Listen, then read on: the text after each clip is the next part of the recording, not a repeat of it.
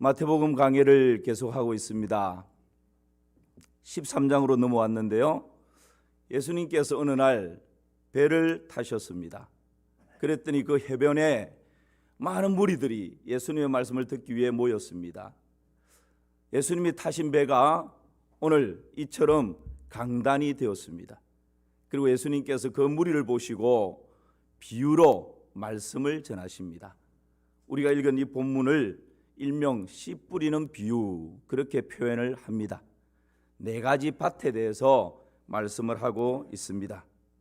씨는 복음입니다. 씨는 하나님의 말씀입니다. 여기 나오는 네 가지 밭은 각 사람의 마음입니다.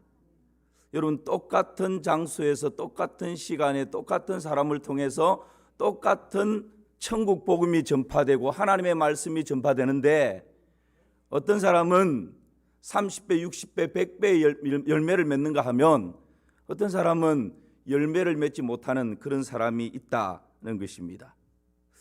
여러분, 오늘 등장하는 네 가지 밭의 비유를 통해서 나는 지금 어떤 밭의 마음의 소유자인지 여러분, 우리 자신들을 잔잔히 살펴보시고 우리 모두가 좋은 마음밭이 되어서 30배, 60배, 100배의 아름다운 열매를 맺을 수 있기를 주님의 이름으로 축복합니다.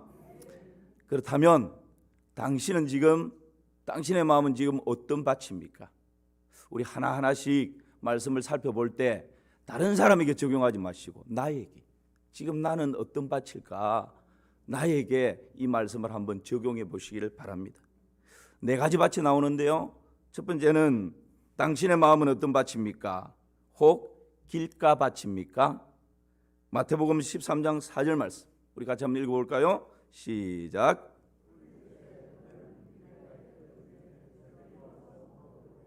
첫 번째 등장하는 밭은 길가 밭입니다. 여러분, 이 길가 밭은 우리나라 개념으로 생각하면 여러분 논두렁을 생각하시면 됩니다. 그러니까 밭 옆에 있는 길을 말하는 것이 아니라, 여러분, 논두렁은 농부들이 얼마나 자주 다녔던지 논두렁을 보면 길이 되어 있는데 반질반질합니다. 나중에는 구두에 광이 나는 것처럼 워낙에 이 논두렁을 많이 다녀서 광이 날 정도입니다. 이것이 팔레스타인의 길가 밭입니다. 그 밭과 밭 사이에 농부들이 워낙에 많이 자주 다녀서 반질반질하게 광이 나 있는, 딱딱하게 굳어 있는 이것이 길가 밭입니다. 예수님은 이 길가 밭에 대해서 뭐라고 설명하십니까? 19절 말씀 제가 읽겠습니다. 아무나 천국 말씀을 듣고 깨닫지 못할 때는 악한 자가 와서 그 마음에 뿌려진 것을 빼앗나니 이는 곧 길가에 뿌려진 자요. 길가에 뿌려진 씨앗을 빼앗아 가는 자가 있다, 그렇게 말씀합니다. 누굽니까? 악한 자입니다. 동일한 말씀을 마가복음 4장에서는 말씀을 들었을 때에 사단이 즉시 와서 저희에게 뿌리온 말씀을 빼앗는 것이요, 이 말씀을 바로 빼앗아 가버리는 악한 자가 마가복음에서는 구체적으로 사단이라고, 악한 영이라고 그렇게 말씀하고 있습니다. 여러분, 예수님 당시 길가밭에 마음을 가진 사람은 어떤 사람이었을까요? 바리새인들과 서기관들이었습니다. 이들은 예수님의 말씀을 사모하고 예수님의 말씀을 듣고 순종하기 위해서 지금 해변가에 무리들과 함께 모여 있는 것이 아닙니다. 이들은 오히려 예수님의 말씀을 듣고 시비거리를 찾아내기 위해서 지금 예수님 곁에 와서 말씀을 듣고 있습니다. 오히려 이들은 예수님의 말씀에서 어떤 꼬투리를 잡아서 체포할 증거를 수집하는 목적으로 지금 예수님의 말씀을 전하는 이곳에 와 있는 것입니다. 이런 사람, 서기관들과 바리새인처럼 이런 사람들이 바로 길가밭이다, 그렇게 말씀하고 있습니다. 여러분, 오늘날 길가밭의 사람은 어떤 사람들일까요? 잘못된 사상으로 무장된 사람입니다. 이런 공산주의 사상이라든지 이런 사상을 가지고 있는 사람은 아무리 말씀이 뿌려져도 다 악한 영들에게 빼앗겨버립니다. 그 말씀이 떨어지는 적시로 빼앗겨버립니다. 자기 신념으로 가득 찬 사람들입니다. 하나님의 말씀보다 내가 가지고 있는 나의 가치관, 나의 세계관, 나의 신념이 하나님의 말씀보다 우위에 있습니다. 그러니 말씀이 떨어져서 뿌리를 내릴 수가 없는 것입니다. 악한 죄악이나 나쁜 습관에 사로잡혀 있는 사람입니다.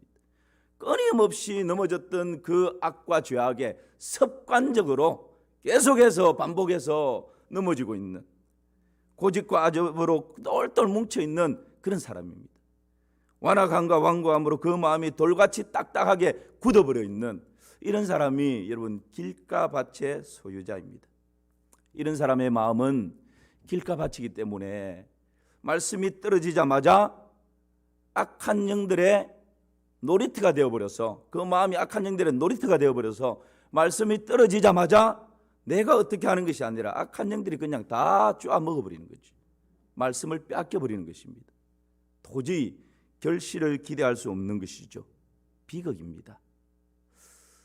혹 여러분 오늘 이 말씀을 듣는 가운데 나도 간혹 내 마음이 길가밭 같다라고 느껴지시는 분들이 있다면 성령의 능력으로 기경하여 좋은 밭이 되시기를 주님의 이름으로 축복합니다. 이것이 여러분 우리 신앙생활 하는 데에 너무너무 중요합니다. 두 번째, 당신의 마음은 어떤 밭입니까? 혹 돌밭은 아닙니까? 5절과 6절입니다. 5절과 6절 함께 읽겠습니다. 더러는 흙이 얕은 돌밭에 떨어짐에 흙이 깊지 아니하므로 곧 싹이 나오나 해가 돋은 후에 타서 뿌리가 없으므로 말랐고. 돌밭은 우리 한국 정지에서 막 자갈이 많은, 돌이 많은 그런 밭을 말하는 것이 아닙니다. 여기에서 말씀하고 있는 돌밭은 석회암처럼 아예 바닥이 큰 바위, 돌덩어리로 쫙 이렇게 되어 있고 그 위에 흙이 깔려 있지만 너무 얇게 깔려 있는 것입니다. 그러니까 그 위에 씨를 뿌리면 얇게 깔려 있는 흙 때문에 잠시 뿌리가 내리고 싹이 잠시 나는 듯 하지만 중동에 땡볕이 내리쬐면 그냥 말라 타버리는 그런 경우가 바로 이 돌밭입니다. 여러분, 예수님 당시에 이 돌밭은 어떤 사람이었을까요?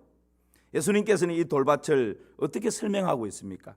20절, 21절 말씀이죠. 같이 한번 보십시다. 20절, 21절입니다. 돌밭에 뿌려졌다는 것은 말씀을 듣고 즉시 기쁨으로 받되 그 속에 뿌리가 없어 잠시 견디다가 말씀으로 말미암아 환난이나 박해가 일어날 때에는 곧 넘어지는 자요. 예수님 당시에 돌밭인 사람은 기적을 보고 쫓는 무리들이었습니다. 여러분, 이 기적에 열광하는 사람들, 기적 앞에서 흥분하는 사람들, 기적을 보고 예수님의 말씀을 들으면서 할렐루야 아멘 그렇게 은혜는 혼자 다 받는 듯 합니다. 오병이어의 기적을 보고는 예수님을 막 왕으로 치켜 세웁니다. 아주 그냥 막 가슴에 막 불이 붙는 듯 합니다. 그런데 거기까지입니다. 바리새인들과 서기관들이 이들을 유혹하고 미혹하고 충동하니까 곧 그 충동에 휩싸여 버립니다. 예수님 믿는 것 때문에, 신앙생활 하는 것 때문에 손해가 오고 박해가 오고 환난이 오니까 그냥 그 신앙을 포기해버리는 것입니다. 그리고는 예수님을 십자가에 못 박아라 라고 하는 그 무리들로 변해버리는 것이죠. 오늘날 돌밭의 마음을 가진 사람은 어떤 사람입니까? 신앙의 뿌리를 종교적인 체험이나 감정에 두고 있는 사람들입니다. 여러분, 우리의 신앙의 뿌리는 종교적인 체험도 아니고 우리의 믿을 수 없는 감정도 아니고 오직 하나님의 말씀입니다. 그런데 신앙의 기초를 종교적인 체험에 두고 내 감정에 두면 냄비 같은 신앙을 합니다. 어느 날 기도원에 가서 은혜는 혼자 다 받고 할렐루야 아멘, 세상과 나는 간 것 없고 구속한 주만 보이도다 그러면서 그냥 구름 위를 나는 듯 합니다. 그런데 조금만 어려움이 닥치면, 조금만 박해가 밀려오면 언제 그랬느냐는 것처럼 냄비가 그냥 불불불 끓다가 불을 딱 끄고 나면 금방 푹 식어져 버리는 것처럼 이런 신앙, 이것이 여러분 지금 그 마음이 돌밭과 같은 그런 마음이다 라고 우리에게 말씀하고 있는 것입니다. 그래서 여러분, 교회에서 신앙생활 하기로 작정을 하고 들어온 사람들을 그냥 막 열정이 있고 뜨겁다고 그냥 학습 주고 세례 주고 그러지 않습니다. 최소 입교한 사람을, 교회에 신앙생활 하기도 들어온 사람을 6개월을 지켜본 후에 학습을 줍니다. 그리고 6개월이 지난 다음에 세례를 줍니다. 왜 그럴까요? 때로는 우리 사람이 이 체험의 신앙에 뿌리를 두고 감정에 뿌리를 두고 그렇게 한순간 뜨거워질 수 있어요. 그러나 하나님의 말씀에 뿌리를 내리지 않으면 꾸준한 신앙, 한결같은 신앙, 비가 오나 눈이 오나 바람이 부나 변하지 않는 그런 신앙으로 살아가는 것이 힘들다는 거죠. 우리가 감정에 신앙의 뿌리를 내리면 조석으로 변할 수 있습니다. 여러분, 변하지 않는 그 신앙이 중요합니다. 여러분, 오늘 말씀을 듣는 가운데 혹시 내가 목사님 말씀을 들어보니까 내가 돌밭입니다, 혹시 그런 느낌이 드시는 분들이 계십니까? 이 시간 그 마음을 하나님께 다 내려놓고 옥토와 같은 좋은 마음으로 변화될 수 있기를 주님의 이름으로 축복합니다. 그렇게 될 수 있습니다. 세 번째는 당신의 마음은 어떤 밭입니까? 혹 가시밭입니까? 7절 말씀을 보실까요? 7절 우리 같이 읽어봅시다. 들으는 가시떨기 위에 떨어짐에 가시가 자라서 기운을 막았고, 가시떨기에 떨어졌는데 기운을 막았다라고. 여러분, 이 가시떨기는 뿌려진 토양은 아주 좋습니다. 그래서 뿌려졌는데 뿌리도 내립니다. 그리고 위로 이렇게 쑥 잘 자랍니다. 여러분 한 번씩 보시죠.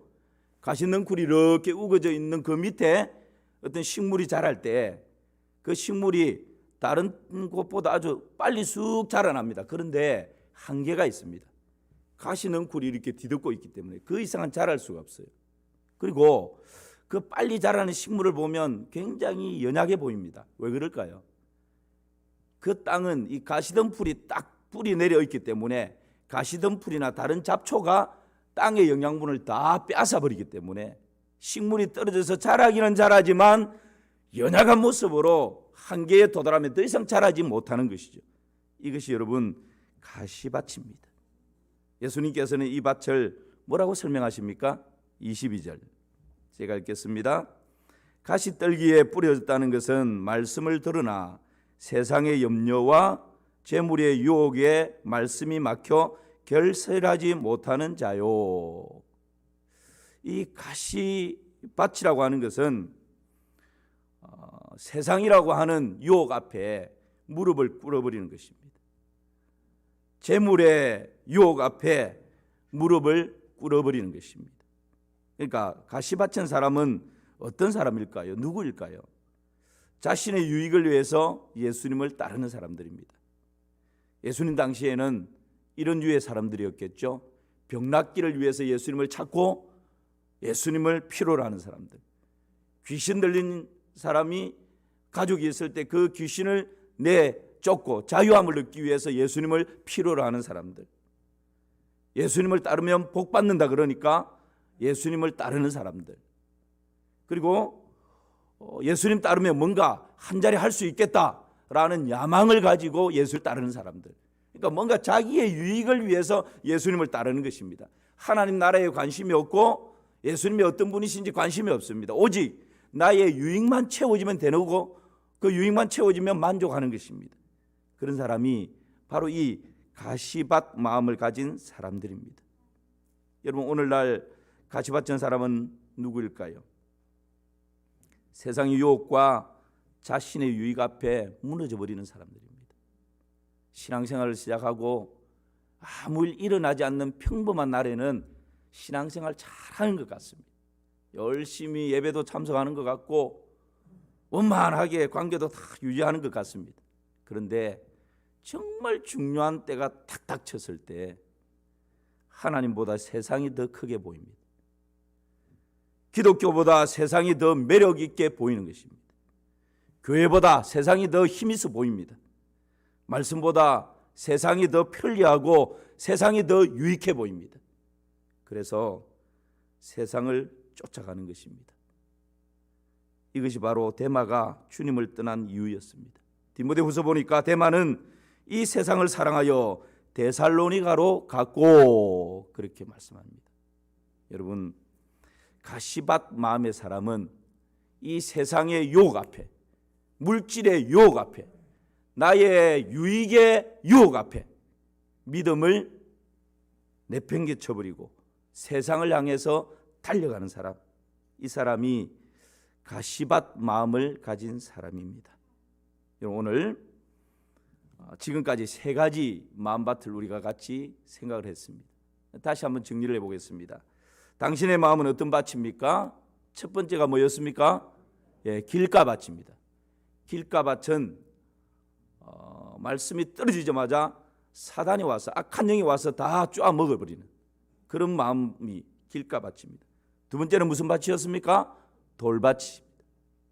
여러분, 혹 돌밭은 육신의 소욕을 이기지 못하고 그 육신의 소욕에 넘어지는 그런 사람입니다. 세 번째는 무슨 밭이었습니까? 가시밭이었습니다. 가시밭은 세상을 이기지 못하는 것입니다. 세상이 더 힘있어 보이고 매력 있게 보이고 세상이 더 좋아서 그냥 신앙을 뒷전으로 하고 세상을 따라가 버리는 것입니다.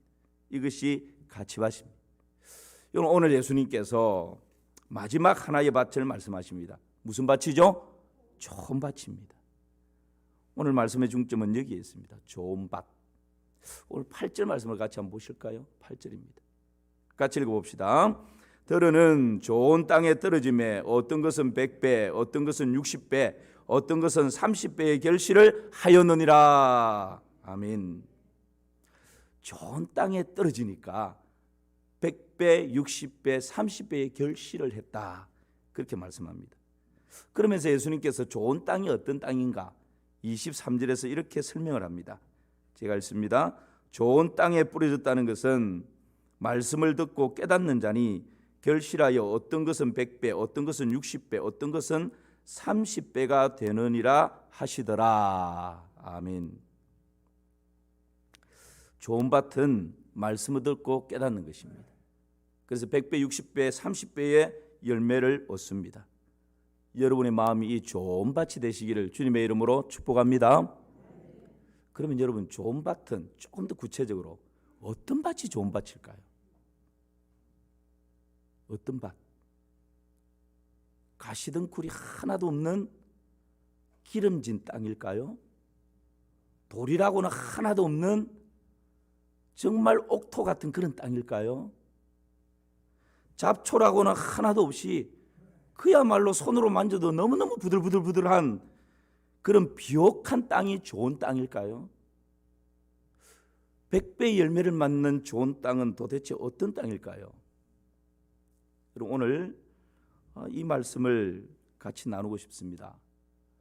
애굽 땅과 가나안 땅을 여러분 잠시 한번 생각해 보십시오.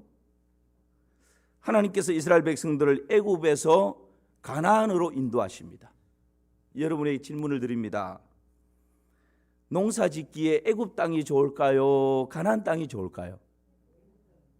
어떻게 하세요? 네? 농사 지어 봤습니까? 그렇습니다. 여러분, 가나안 땅은 젖과 꿀이 흐르는 땅이었습니다.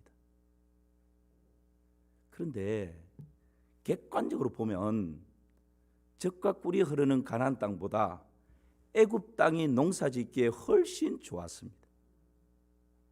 제 말이 아니고요, 성경이 그렇게 말씀하고 있습니다. 신명기 11장 10절에서 11절 말씀 보실까요? 우리 같이 한번 읽어봅시다. 시작. 네가 들어가 차지하려 하는 땅은 네가 나온 애굽 땅과 같지 아니하니 거기에서는 너희가 파종한 후에 발로 물대기를 채소밭에 댄과 같이 하였거니와 너희가 건너가서 차지할 땅은 산과 골짜기가 있어서 하늘에서 내리는 비를 흡수하는 땅이요. 여러분, 이스라엘 백성들이 살았던 애굽 땅, 그 고세는 어떤 땅이라고요? 지금도 가면요, 이집트에 가면 나일강이 굽이 흐릅니다. 그래서 이 나일강이 한번 범람하면 말라 있었던 모든 땅 구석구석까지 물이 다 공급됩니다. 그리고 평소에도 나일강이 줄기줄기 굽이굽이 흐르기 때문에 이 애굽에는 관계수로가 너무너무 잘 되어 있었습니다. 곳곳에 그 물줄기를 이렇게 해서 관계수로가 쫙 연결되어져 있고, 오늘 이 본문에 보니까 그래서 이 관계수로를 이용해서 발로 조금만 수고하면 농기구를 통해서 채소밭에 물 주는 것처럼 그렇게 농사 짓는데 물을 공급받기에 너무 쉬운 땅이 애굽 땅이라는 거예요. 그런데 하나님께서 약속하신 가나안 땅은 어떤 땅이라고요? 오늘 이 11절에 보니까 너희가 차지할 땅은 산과 꼴짝이다. 기름진 땅이 아니에요. 산과 꼴짝이, 그리고 하늘에서 내리는 비를 흡수하는 땅. 비가 쫙 내리면 산과 꼴짝이가 되니까 비가 좀 머물러 있고 땅에 고여 있어야 농사가 되죠. 그런데 비가 내리면 쫙 빠져버리는 그런 땅이 가나안 땅이라는 거예요. 우리로 말하면 천수답. 하늘에서 비를 주지 않으면 산과 꼴짝이 땅이니까 어떤 곳에서도 물을 관계수로를 이용해서 끌어들일 수조차 없는 땅, 그런 땅이 가나안 땅이라는 거예요. 사랑하는 성도 여러분, 애굽 땅이 축복입니까? 가나안 땅이 축복입니까? 곤란하시죠? 물이 풍부한 애굽 땅 축복입니다. 쉽게 농사 지을 수 있습니다. 마음만 먹으면, 부지런하면 더 많은 소출을 얻을 수 있습니다. 한 달에 정해진 수입이 꼬박꼬박 통장으로 들어옵니다. 거기에서 이것저것 다 이렇게 내보내고 노후 대책도 잘 돼 있어서 뭐 죽을 때까지 우리 부부 살아가기에 끄떡없다. 모든 것이 완벽합니다. 이것이 애굽 땅입니다. 그러나 가나안 땅은 더 큰 축복입니다. 왜 여러분 애굽보다 가나안 땅이 더 큰 축복일까요? 가나안은 하늘만 바라봐야 됩니다. 가나안에서는 하나님 한 분만 의지할 수밖에 없습니다. 하나님께서 하늘에서 비를 내려주지 않으시면 농사 끝입니다. 그의 농사는 망치는 것입니다. 오직 모든 시선을 하나님께 고정할 수밖에 없습니다. 하나님만 바랄 수밖에 없습니다. 그것이 가나안 땅입니다. 그래서 여러분, 애굽 땅보다 오히려 가나안 땅이 축복이 되는 것입니다. 어떻게 이렇게 척박한 땅, 천수답, 산과 꼴짝이 땅이 젖과 꿀이 흐르는 가나안 땅이 될 수 있는 것입니까? 신명기 11장 13절에서 15절 말씀을 보십시오. 제가 읽습니다. 내가 오늘 너희에게 명하는 내 명령을 너희가 만일 청종하고 너희의 하나님 여호와를 사랑하여 마음을 다하고 뜻을 다하여 섬기면 여호와께서 너희의 땅에 이른 비 늦은 비를 적당한 때에 내리시리니 너희가 곡식과 포도주와 기름을 얻을 것이요. 마지막 절 같이 읽어볼까요? 또 가축을 위하여 들에 풀이 나게 하시리니 네가 먹고 배부를 것이라. 아멘. 오직 하나님만 의지하는 것입니다. 하나님의 말씀에 청종하는 것입니다. 오직 온 마음을 다하고 뜻을 다하고 정성을 다하여 하나님을 사랑하고 하나님을 따르는 것입니다. 하나님의 말씀에 순종하는 것입니다. 그럴 때 비록 산과 꼴짝이지만, 천수답이지만, 비가 내리자마자 쫙쫙 빠져버리는 땅이지만 바로 그 땅이 젖과 꿀이 흐르는 땅이 되는 것입니다. 여러분, 이것이 좋은 마음입니다. 좋은 마음이라고 내 안에 갈등이 없는 것이 아닙니다. 염려, 걱정, 근심, 불안함, 두려움이 없는 것이 아닙니다. 좋은 땅이라고 바람 한 점 없는, 일어나지 않는 그런 부들부들한 비옥한 땅만을 말하는 것이 아닙니다. 세상에 여러 가지 풍랑이 밀어닥칠 수 있습니다. 그러나 가나안 땅과 같은 그런 꼴짝이라 할지라도, 천수답이라 할지라도 그곳 가운데에서 오직 우리의 시선을 하나님께 고정할 수 있다면, 우리의 온 마음을 다해서 하나님만을 의지할 수 있다면 하나님께서는 그 마음이 정말 100배의 소출을 얻는 좋은 마음이다라고, 좋은 밭이라고, 좋은 땅이라고 그렇게 말씀하고 있는 것입니다. 하나 더 증거를 들어볼까요? 이삭을 생각해 보십시오. 두 번이나 약속의 땅에 흉년이 들었습니다. 이삭이 살 길을 찾아서 저 관계수로가 잘 되어 있는 애굽으로 내려갑니다. 내려가는 도중에 하나님께서 내려가지 말라 말씀합니다. 그곳이 그랄 땅이었습니다. 그랄까지 왔는데 하나님 애굽 내려가지 말라 합니다. 아니 애굽 가야 이 흉년을 피할 수 있는데 이삭이 어떻게 합니까? 어쩌면 이해될 수 없는 하나님의 말씀이지만 그 가운데서 하나님의 말씀을 붙듭니다. 그 말씀에 순종합니다. 여러분, 환경을 보는 것이 아닙니다. 사람을 보는 것이 아닙니다. 하나님의 말씀을 붙들고 그 그랄 땅에 머물며 그 땅에서 농사를 지었더니 결과는요 100배의 열매를 맺는 것입니다. 이런 은혜가 여러분의 삶 가운데 있기를 주님의 이름으로 축복합니다. 이게 좋은 마음입니다. 그랄이 환경적으로 보면 얼마나 삭막합니까 지금. 그런데 그곳에 거하면서 하나님 말씀하시니까 아무리 흉년이 들어도 아무리 척박해도 아무리 산골짜기라 할지라도 하나님을 의지하고 하나님을 바라며 하나님께 순종하면 하나님께서 하신다. 이 간절한 마음, 이 절박한 마음, 이것이 여러분 좋은 땅이고 좋은 밭이고 좋은 마음인 것입니다. 그럴 때 열매는 30배, 60배, 100배의 열매는 하나님께서 선물로 안겨주시는 것입니다. 여러분, 좋은 밭이 어떤 마음이라고요? 다시 신약으로 넘어오면 마태복음 5장 3절의 좋은 밭을 정확하게 말씀하십니다. 우리 같이 한번 읽어볼까요? 시작. 심령이 가난한 자는 복이 있나니 천국이 그들의 것이며. 아멘입니다. 아멘. 심령이 가난한 자, 심령이 가난한 자가 좋은 마음밭입니다. 여러분, 심령이 가난한 자가 어떤 사람입니까?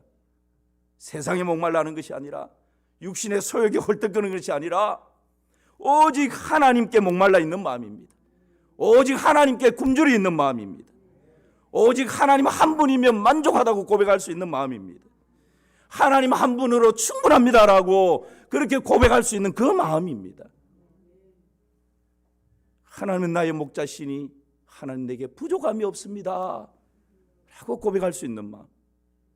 하나님으로 인하여서 내 인생의 잔이 넘치나이다 라고 그렇게 힘있게 외칠 수 있는 마음.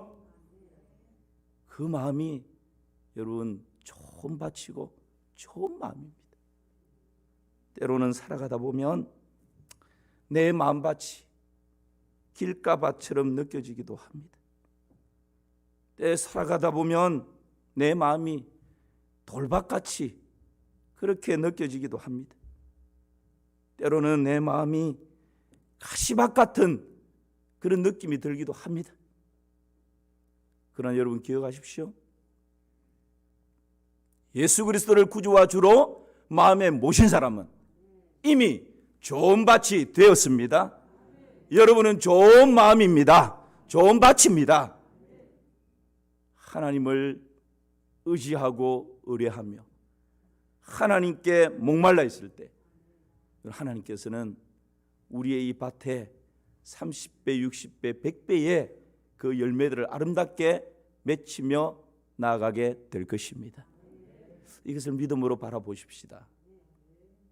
혹 여러분 마음이 딱딱하게 굳어있는 그런 마음이 있다면 성령님 오셔서 나의 이 마음을 기경하여 주시옵소서. 내 힘으로 아니고 내 능으로 아니고 내 노력으로 아니고 정말 우리가 진실되게 하나님 지금 내 마음이 이렇습니다.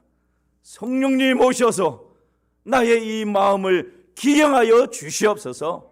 묵은 땅을 기경하여 주시옵소서. 그렇게 간절히 도움을 구할 때 묵은 땅을 기경하여 좋은 마음으로 옥토와 같은 마음으로 그렇게 하나님께서 바꾸어 주실 것입니다. 그리고 그 땅에 100배의 아름다운 열매가 맺게 될 것입니다. 그런 은혜를 더 많이 누리시기를 주님의 이름으로 축복합니다.